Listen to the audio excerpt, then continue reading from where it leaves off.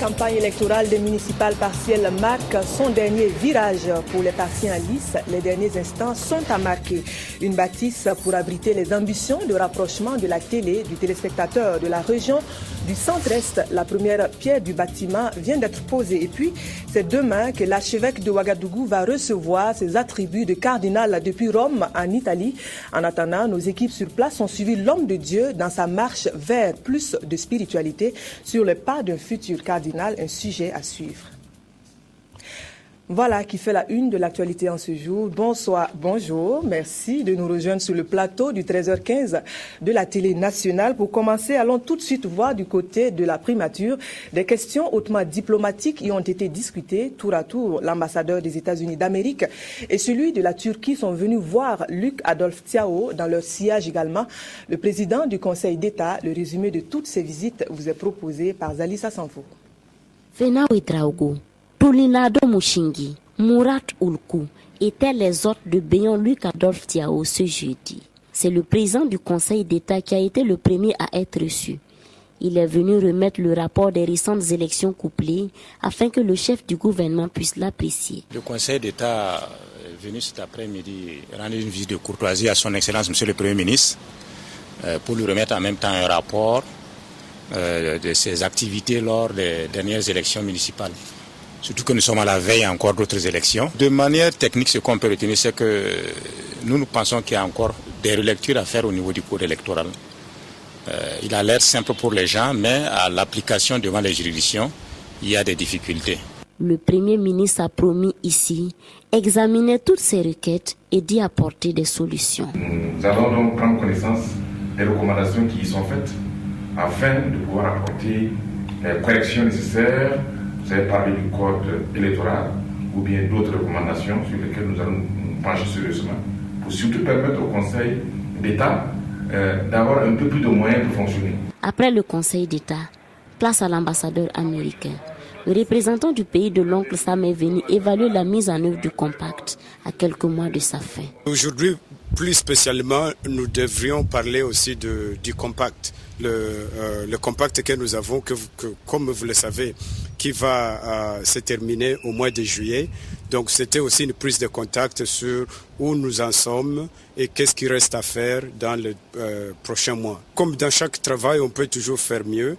Mais nous sommes satisfaits du progrès où nous sommes et c'est pourquoi nous devons continuer à prendre contact tout le temps pour revoir où nous sommes et qu'est-ce qu'on peut faire mieux, est-ce qu'on peut faire plus vite, est-ce qu'on peut retarder ceci. 2 semaines après qu'il ait présenté ses lettres de créance au président du Faso, l'ambassadeur de la Turquie est venu présenter son programme d'activité au chef du gouvernement. C'est bien évidemment le premier contact entre un nouvel ambassadeur et le chef du gouvernement, mais comme je l'ai souligné, nous avons mentionné tous les grands éléments de notre coopération et on a parlé un peu de mon calendrier de travail parce que j'aurais beaucoup besoin du soutien de son Excellence Monsieur le Premier ministre pour les pas que je vais faire dans les jours à venir. Nous voudrions accroître notre coopération dans le domaine de développement.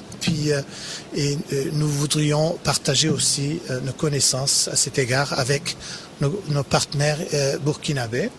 Et d'autres questions qui est sur notre ordre du jour, c'est bien évidemment les échanges économiques et commerciaux. Les relations d'amitié et de coopération entre la Turquie et le Burkina Faso ont été formalisées en 2001 et le nouvel ambassadeur promet œuvrer à sa pérennisation.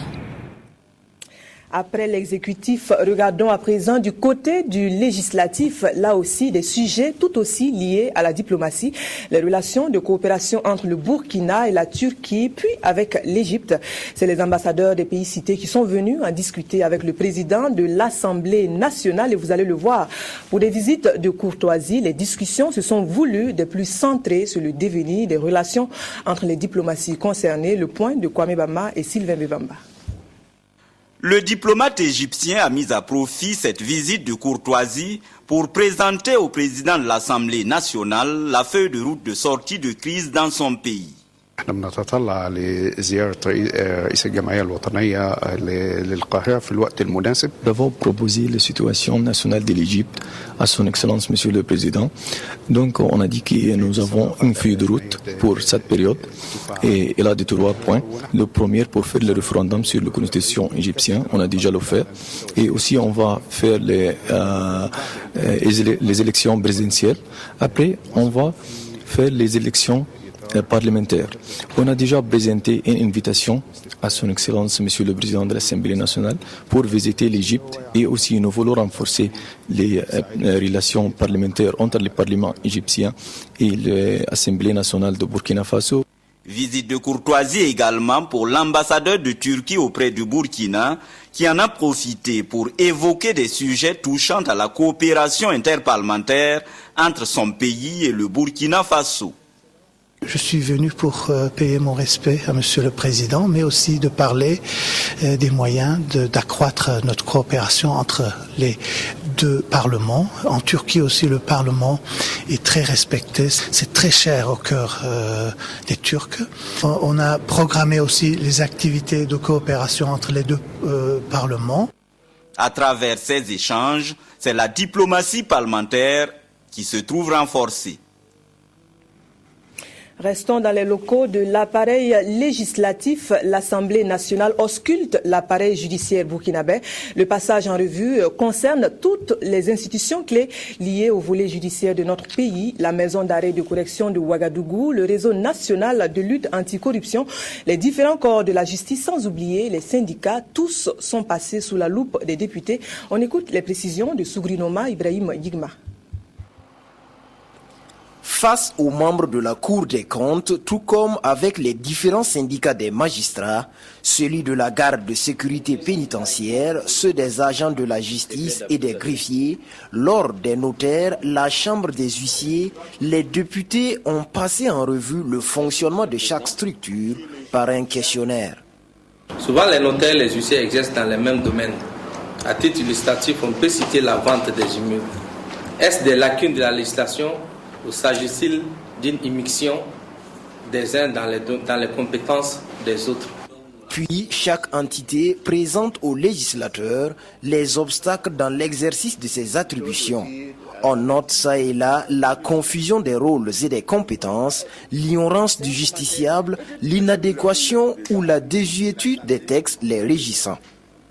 Il y a la loi organique 036 qui réaffirme cette indépendance, mais qui également à son tour contient des dispositions qui, d'une manière ou d'une autre, portent atteinte au principe d'indépendance de la magistrature.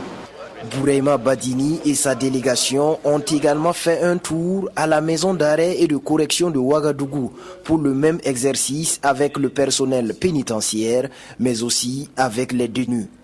À ces derniers, un vivre et d'une somme de 200 000 francs CFA a été fait. Prochaine étape de la mission parlementaire, les tribunaux de grande instance d'autres villes de Burkina Faso. Et puis, je vous l'annonçais en titre, une question de spiritualité dans ce journal. Tous les chemins mènent à Rome et de Ouagadougou. Voilà l'archevêque Philippe Ouedraogo chez le pape. Une cérémonie prévue pour demain, 22 février. En attendant le grand moment, l'archevêque de Ouagadougou se prépare spirituellement à recevoir ses attributs de cardinal. Sur les pas d'un futur cardinal, c'est un sujet de nos envoyés spéciaux depuis l'Italie, Mathias Drabo et Viviane Tiendrebego. La retraite spirituelle de Monseigneur Philippe Ouedraogo a eu lieu dans 2 villes situées à plus de 160 km de Rome, Foligno et Assise. À Foligno, il a passé 2 jours à l'abbaye de Sassovivo qui signifie littéralement la pierre vivante, la pierre d'où jaillit l'eau. Nous sommes ici à la source Sassovivo. Aujourd'hui, l'eau a été canalisée, elle ne coule plus comme avant, mais c'est cette source qui a donné son nom à l'abbaye de la Sainte-Croix où vit la communauté, les Petits Frères de Jésus Caritas. C'est un monastère qui existe depuis le XIe siècle et qui a survécu à 4 tremblements de terre. Et aux côtés des Petits Frères de Jésus Caritas, Monseigneur Philippe Ouedraogo a partagé son temps entre la méditation, la prière et le recueillement dans la montagne. Il a voulu se replonger dans l'idéal de Charles de Foucault, dont les frères vivent dans l'abbaye de Sassovivo. Un des traits de cette spiritualité, c'est la fraternité universelle. Tout homme et toute femme est un frère et une sœur. La fraternité Jésus Caritas, donc pour les prêtres diocésains, propose une manière, des moyens concrets pour vivre. Vous avez par exemple l'adoration eucharistique. De Foligno à Assise, il n'y a qu'une vingtaine de kilomètres que Monseigneur Philippe Ouédraogo a parcouru, toujours pour prier. Il s'y est recueilli sur les tombes de Saint François et de Sainte Claire. François représente l'universalité, c'est l'homme que tout le monde aime, parce qu'il, parmi les saints, c'est celui qui a pu rassembler à Jésus même.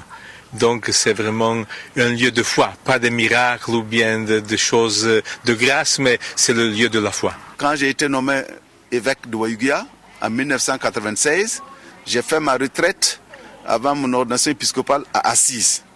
Et quand le pape m'a appelé aussi à être son collaborateur pour être membre du collège cardinaliste, je suis revenu à Assise pour prier, pour écouter ce que veut de moi le Seigneur et pour lui confier cette mission future qu'il a bien voulu pour moi, au service de son église, au service de l'église de Burkina, au service du monde.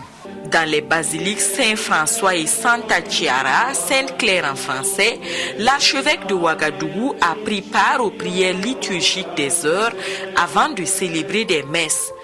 Il s'est recommandé à la prière des frères de Charles de Foucault et de Saint-François. Les clarisses du cloître de la basilique Santa Chiara, à la suite des autres religieux, ont promis de porter le futur cardinal et sa mission dans leurs prières. La cinquantaine de Burkinabés présents à Rome pour la circonstance porte Monseigneur Philippe dans sa prière. Ses membres ont célébré 2 messes, l'une à la basilique Saint-Paul hors les murs et l'autre dans la basilique Sainte-Marie Majeure. Leur prière soutient certainement le consistoire fermé que va couronner samedi la cérémonie de création des nouveaux cardinaux. Voilà, samedi, demain donc, en attendant d'être cardinal, c'était donc le sujet de nos envoyés spéciaux en Italie. Bien entendu, nous allons vous faire voir l'événement sur nos antennes. Et puis, revenons chez nous, vous le savez, l'heure aura été des plus politiques avec ces campagnes électorales en vue des municipales partielles. Pour les derniers appels à la mobilisation, nous allons voir pour commencer du côté de l'UPC, c'est Toudouégo dans l'arrondissement numéro 4 de Ouagadougou qui a vu la dernière campagne électorale de l'Union pour le changement, les échos de la sortie avec Abdoul Rasmani Zongo. Voici le regard de l'UPC, Union pour le progrès et le changement, à cette campagne de clôture dans l'école de Toudouégo. Un regard adouci plus tard par un concert de musique, chant, danse et bain de foule entre certains responsables du bureau politique national, candidats à la très convoitée mairie de Nongré-Masson et militants. Le représentant de l'UPC, lui, a un triple défi, désigné sous le vocable eau, électricité, logement. Nous disons que notre combat principal, si nous accédons au conseil municipal, c'est quoi? C'est lutter pour que l'eau qui traverse la ville soit dans les ménages, que nous ayons des robinets dans les ménages pour amoindrir la souffrance des femmes. Le deuxième combat, c'est quoi? C'est la lutte contre la fraude autour des lotissements. Le troisième combat, c'est quoi? C'est l'électricité. Voilà essentiellement les 3 points autour desquels nous mènerons notre combat si nous accédons et nous pensons que nous allons accéder cette fois-ci au conseil municipal de l'arrondissement 4. Un arrondissement qui est également en ligne de mire de bien trop partis politiques et non des moindres. Le suspense continue jusqu'au soir du 23 février 2014. Objectif ratisser large au soir du 23 février prochain, c'est aussi le credo du parti de l'éléphant. La caravane de l'ADF-RDA a parcouru les rues de l'arrondissement 4 de Ouagadougou à un jour de la clôture de la campagne électorale. L'appel s'est voulu des plus déterminants, c'est Sylvestre Da. Toudouégo, c'est la dernière étape de la caravane de campagne de l'ADF-RDA. Elle a sillonné à travers les 4 secteurs de l'arrondissement 4 de Ouagadougou. Mission, convaincre le plus grand nombre d'électeurs que les candidats du parti de l'éléphant sont les meilleurs choix. De passage, on ne s'arrête pas mais on passe, ils nous voient, ils savent que c'est pour eux qu'on passe, c'est pourquoi ils sortent et partout vous voyez, et ils nous encouragent. C'est ça, pour leur dire, nous sommes avec vous, ne vous en faites pas, nous sommes avec vous et ce voyage à travers l'arrondissement est un signal fort. Le parti de Gilbert Noël Ouédraogo accuse ses concurrents d'être auteurs de manœuvres déloyales, mais il n'est pas pour autant inquiet. Nous ne sommes pas faibles, nous avons du monde, mais c'est peut-être ça qui fait qu'on arrache nos affiches, c'est ça qui fait que on s'en prend aux électeurs pour récupérer les cartes d'électeurs, c'est tout ça là qui fait d'ailleurs que nous avons la conviction que nous sommes un parti fort. Convaincu de sa force tranquille, l'ADF-RDA entend s'adjuger les 20 postes de conseillers municipaux à pourvoir au soir du 23 février 2014 et prendre ainsi le contrôle de cet arrondissement 4. Même volonté de se tailler la part du lion dans les rangs du CDP, le parti au pouvoir. Les militants et sympathisants du parti donc au pouvoir de la province du Houé se sont retrouvés à Dandé. C'est une commune rurale de la localité. Les précisions sont cette fois de Romainki. C'est la dernière rencontre entre responsables, militants et sympathisants du Congrès pour la démocratie et le progrès CDP à Dandé en vue des élections municipales qui se dérouleront dimanche 23 février prochain. Ce second meeting, qui a pour objectif d'aller à la pêche d'encore plus d'électeurs, a permis également aux responsables du parti de rappeler à l'électorat la nécessité du vote, seul moyen qui permettra au CDP d'occuper le siège de la mairie de Dandé. Aujourd'hui, c'est, disons, le résumé de tous ces meetings-là que nous avons fait ici. Donc, c'est notre meeting de clôture. Il faut que nous sortions massivement ce jour-là, aller voter dans la paix, dans la tranquillité. Et pour cela, les responsables du parti au pouvoir disent compter sur la confiance que les fils et filles de la commune rurale de Dandé ont maintes fois manifesté lors des différents meetings. Le message du parti est un message bref, mais un message très très important. Il s'agit de dire aux populations de Dandé que la direction du parti leur réitère sa confiance. À quelques heures des élections, nous sommes confiants effectivement de la victoire du Congrès pour la démocratie et le progrès au soir du 23 février. Au niveau des villages, nous avons tenu des meetings, effectivement, où on a même refusé du monde. Nous avons tapé à toutes les portes. Et tout le monde nous a répondu oui, le CDP passera. Au total, 20 sièges sont à pourvoir, 11 à Dandé et 9 dans les villages rattachés à la dite commune. Et les partis en lice sont l'UPC, l'UNUR-PS, l'ADF-RDA, le FASO Autrement et le CDP. Pour son meeting de clôture dans le centre-est, le CDP conjugue les forces. Les militants de Bagré dans le Boulgou ont reçu le soutien d'une délégation du Bureau exécutif national. Conduite par son premier responsable, Assimi Kwanda, la délégation est allée soutenir les efforts pour faire tomber la mairie de Bagré dans le giron du parti au pouvoir. Les précisions sont de Maxime Zongo.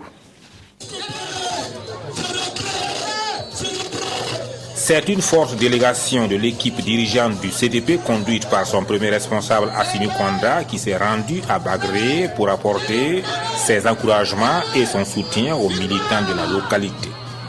Pour ce dernier virage de la campagne dont l'enjeu est la conquête de 20 postes de conseillers, militants et sympathisants du CDP ont affiché leur détermination à ne laisser aucune chance aux deux autres concurrents que sont l'UPC et l'ODT. Nous sommes venus donc les encourager, les féliciter et leur demander de continuer cette mobilisation afin que le 23 février 2014, le CDP puisse à nouveau remporter la victoire. Nous devons montrer que nous sommes toujours le parti le plus important au Burkina Faso, le plus organisé, le plus déterminé, ayant le plus de militants et donc devant naturellement reconquérir la mairie de Bagré. À la tribune des interventions, une dizaine de personnes se sont succédées pour réaffirmer leur volonté à préserver et renforcer les acquis du CDP. Pour cela, ils comptent assurer une victoire éclatante, une victoire à la hauteur de la grandeur du parti. C'est pourquoi Ont-ils insisté, aucun détail ne sera négligé. J'ai vu la mobilisation, et donc nous sommes confiants parce que les gens sont sortis, les gens ont compris qu'on ne peut pas, les partis qui sont en compétition, et en fait nous faisons la différence parce que d'abord ils ont vu des réalisations que le CDP a fait. Les premiers responsables du parti majoritaire ont saisi l'occasion pour dévoiler de nombreux projets et programmes envisagés et destinés à soutenir le développement de la commune. Autre point de l'actualité vue sous l'angle de la photographie ou photojournalisme, le métier a tendance à perdre de sa prestance et un groupe de journalistes se met en veille. La première édition du FISPHO, c'est le festival de photojournalisme de Ouagadougou, se prépare. La manifestation est prévue les 25, 26 et 27 février prochains dans notre capitale. Sur l'état des préparatifs et les autres questions pratiques liées, les organisateurs se sont prononcés. Les précisions de Éléonore Yerbanga. Face aux hommes de médias, les 3 membres du comité d'organisation du dernier né des festivals livrent les objectifs du FESFO, le festival de photojournalisme de Ouagadougou. Prévu pour les 25, 26 et 27 février prochains à l'Institut français, le festival ambitionne donner aux photographes de presse toute sa place au sein de la profession journalistique. Souvent, quand on parle de formation des journalistes, on met beaucoup l'accent sur les rédacteurs. On oublie souvent dans les rédacteurs photographes qui sont partie prenante de la rédaction et qui sont soumis aux mêmes exigences déontologiques et éthiques que les rédacteurs. Donc pour nous, c'est de donner une plateforme de réflexion et d'échange autour de la question de savoir comment renforcer la capacité des journalistes photographes en matière artistique, mais aussi en matière de mission sociale qui incombe les journalistes même. Au programme de ce premier FESFO, une exposition de 44 œuvres photographiques, des remises de prix aux 3 meilleurs photographes et des séances de formation et de débat sur les origines et bases de la photo et la régulation médiatique en matière de photographie. D'une initiative de l'association Le Décentreur, le festival va également sensibiliser les photographes sur leurs droits en tant qu'auteurs et renforcer leur capacité à la bonne pratique journalistique. Pour une première édition, le festival de photojournalisme de Ouagadougou est parrainé par Béatrice Damiba avec un budget de plus de 3 millions de francs CFA sur fonds propres. Les promoteurs veulent pérenniser l'activité en faisant une annuelle. Et puis allons voir du côté du centre-est à Tinkodogo, précisément où se tiennent en ce moment les activités de la 8e rentrée RTB. Pour bientôt, la région verra le siège flambant neuf de la radio-télévision régionale, accompagné de tous les responsables de votre chaîne d'information nationale. Le ministre de la Communication a posé la première pierre de la bâtisse, Drissa Seri. Je déclare lancer les activités de la 8e Ainsi, le ministre de la Communication, porte-parole du gouvernement, lance officiellement le top départ des festivités marquant la 8e édition de la rentrée RTB. Avec comme thème « Renforcement des capacités opérationnelles de la RTB à l'ère de la TNT, défis et enjeux », cette 8e rentrée RTB a été placée sous le patronage du général Tchemogo Margarango et les parrainages de Isaka Kargougou, directeur général de Bagrépol, et Mamounata Velekda, présidente de la section territoriale du Centre-Est de la Chambre de commerce. Cet après-midi, ils sont aux côtés de la RTB pour le lancement des travaux de construction du siège de la RTB de Centre-Est. La rentrée RTB a toujours été un cadre de réflexion sur les défis et les enjeux de l'audiovisuel en vue de définir des orientations, à même d'aider la RTB à être toujours en phase avec l'évolution technologique et les attentes de son public. Elle réunit chaque année, à travers des activités ciblées, les travailleurs de la RTB eux-mêmes et leurs partenaires autour de préoccupations relatives à la mission de service public dont elle est investie. Outil de développement par excellence, on attend de la RTB de Centre-Est qu'elle soit un média de proximité et assure une mission de service public. Depuis son siège de Tinkodogo, elle pourra faire rayonner les activités du pôle de croissance de Bagré. C'est le souhait des responsables de Bagrépol. La mise en place de la RTB de Centre-Est vient à point nommé. Cet outil à large spectre de dialogue et de cohésion sociale sera pour nous un support précieux pour faire circuler l'information entre tous les acteurs de notre projet, car nous sommes convaincus que rien de grand et de durable ne peut se construire sans une bonne communication. Sans doute, l'enjeu de la mise en œuvre de la RTB2 Centre-Est, c'est surtout booster le développement économique de la région. Face aux défis qui attendent la nouvelle structure en gestation, le général Thieu-Mogomar Garango prodigue des conseils. Travaillez donc, parlez peu, agissez plus. Ce qui est conforme à ma propre devise, qui est toujours agir, ne jamais subir, comme si on ne devait jamais mourir.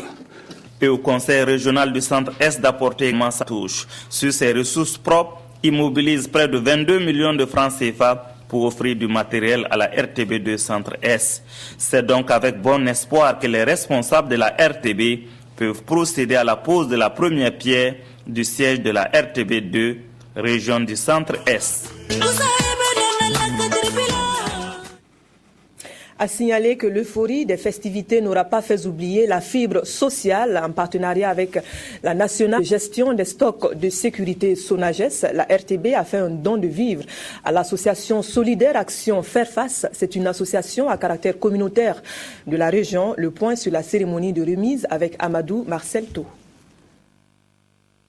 La radiodiffusion et télévision du Burkina, en collaboration avec la Sonages, a offert 20 sacs de riz, des bidons d'huile et du savon à l'association Solidarité Action Faire Face, ASAF, une association qui œuvre pour la promotion de santé des personnes vivant avec le VIH à Tinkodougou. Le geste de ce matin, au-delà du don de vivres et tout ce qui accompagne, c'est dire que nous sommes de cœur avec les bénéficiaires, nous sommes de cœur avec les structures qui œuvrent à implanter plus que jamais la générosité dans le cœur de chaque Burkinabé, quel que soit son statut social. C'est une question de générosité.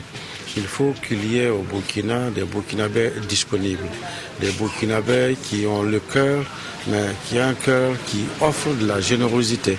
C'est des cadres qui ont pris de leur temps pour se mettre à l'écoute, mais surtout pour accompagner des personnes nécessiteuses, des personnes qui sont dans le besoin, qui ont une volonté d'associer toutes les bonnes âmes, toutes les institutions, tous les acteurs qui peuvent les accompagner. Ces vivres destinés aux personnes vulnérables et aux enfants dont leurs parents sont porteurs du virus du sida visent à redonner à ces hommes et femmes jadis sombrés dans le désespoir l'opportunité de penser à un avenir certain. Cela nous va droit au cœur parce que ce don vient en point nommé. Actuellement, nous avons des difficultés pour prendre en charge les enfants infectés. Donc, ce don vraiment vient en point nommé, ça nous va droit au cœur. On tient vraiment à remercier la RTB pour ça. Okay. Que nous coordonnons les activités de la tuberculose, du paludisme. Nous sommes la structure relais du Fonds mondial F10 au niveau de la région. Donc, vraiment, nos missions, vraiment, c'est d'abord la première mission, c'est valoriser ce que nous faisons. C'est amener la prise en charge au niveau de la région, que ce soit vraiment à tous les niveaux, dans tous les districts, que la prise en charge soit vraiment effective, que les personnes vivant à VIH n'aillent pas au-delà de la région du Centre-Est pour avoir vraiment l'accompagnement par rapport à la prise en charge. Voilà. Ce geste s'inscrit dans le cadre de la 8e rentrée RTB à Tinkodougou, avec pour objectif de se rapprocher plus de la population. Voilà donc qui referme ce journal. Merci de l'avoir suivi. Nous vous retrouvons demain. Bon appétit si vous êtes à table.